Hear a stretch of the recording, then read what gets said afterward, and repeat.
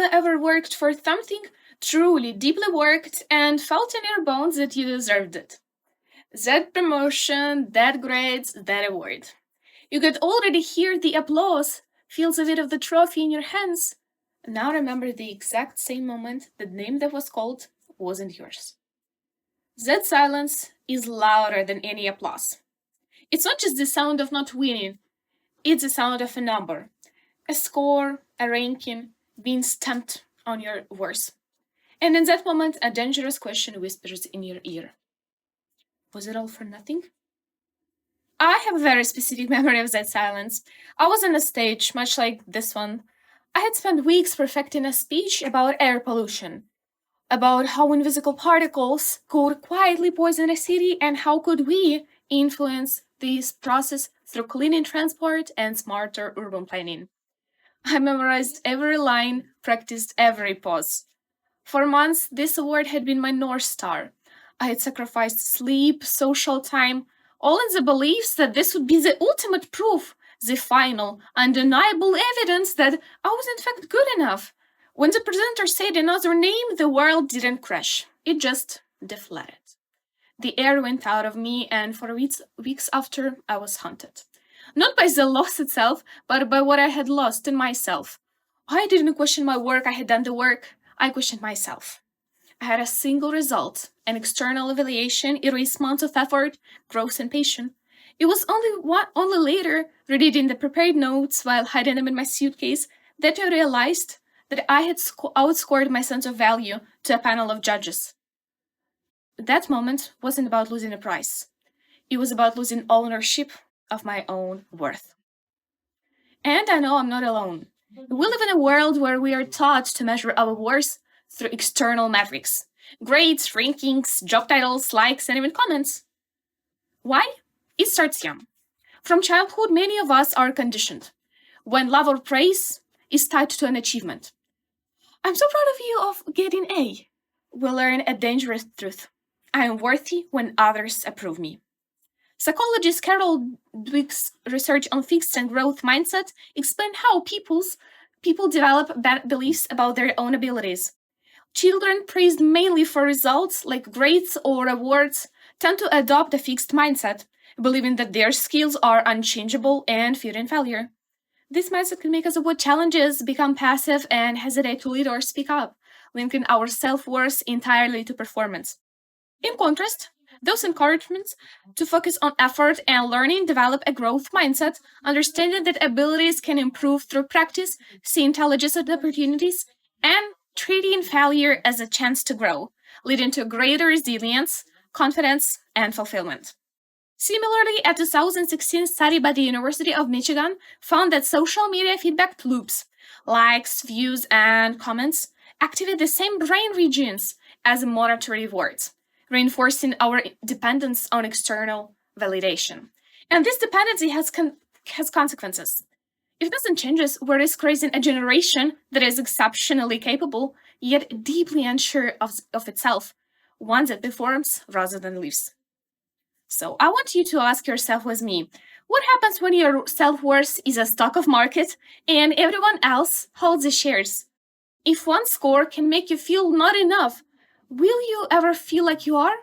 My journey out of this trap didn't start with a win. It started with a realization. I needed to fire the external judges and become my own. Not in an arrogant way, but in a trustful one. I created a system for myself, which I call the triangle of self-reflection. It's about integrating 3 essential roles we all have within us. So imagine a triangle. The reader, the student, and the reader. The goal is to become all 3 for yourself. Here's how it works in practice. It's a daily cycle you can start today. In the morning, you step into the role of tutor, your inner guide. Your job is to set small, intentional tasks, focus on growth, not on winning, but on trying. For example, your task could be, today I will start a conversation with a colleague I don't know, or I will voice my opinion in a meeting just once. The tutor isn't setting you up for a grand performance. It's setting a curricular for courage. During the day, you become the student. Your only job is to experience the task. You're the curious learner in the laboratory of your own life. The focus is not on the outcome, not on whether the conversation was brilliant or your opinion was universally accepted.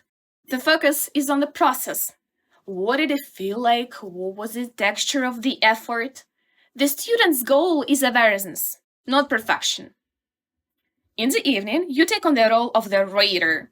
This is where you build your new scoring system. You take out a journal, a notes app, or just a moment of quiet reflection.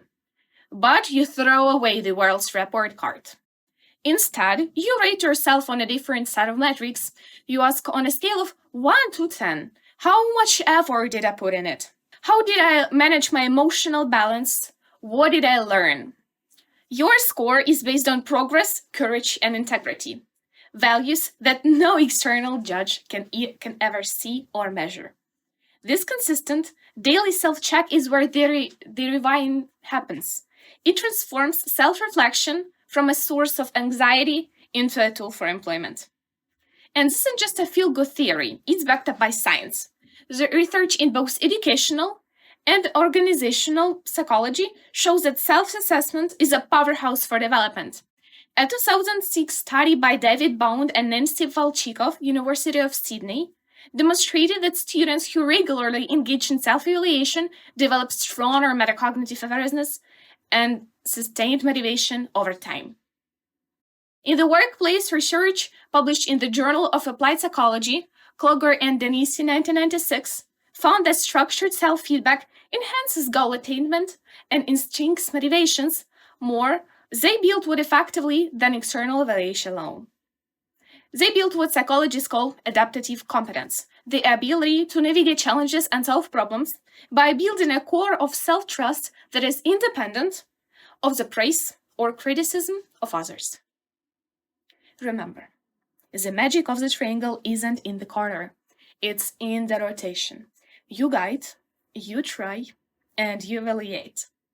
And then you do it again, wiser and more resilient each time. You become a closed, self-sustained system of growth. You're no longer a passive recipient of scores. You're the active author of your own progress. That day on a stage, I thought I had lost in a word. What I actually gained was the most important lesson of my life. I learned that success isn't a score someone gives you. It's a story you tell yourself. It's a choice to get up, to learn, to grow, especially when no one is clapping. So, stop waiting for someone to tell you that you're not enough. Your worth is not a verdict. It's a practice. Step into your own triangle. Be your own student, your own tutor, and your own reader. Prove it to yourself. Starting today.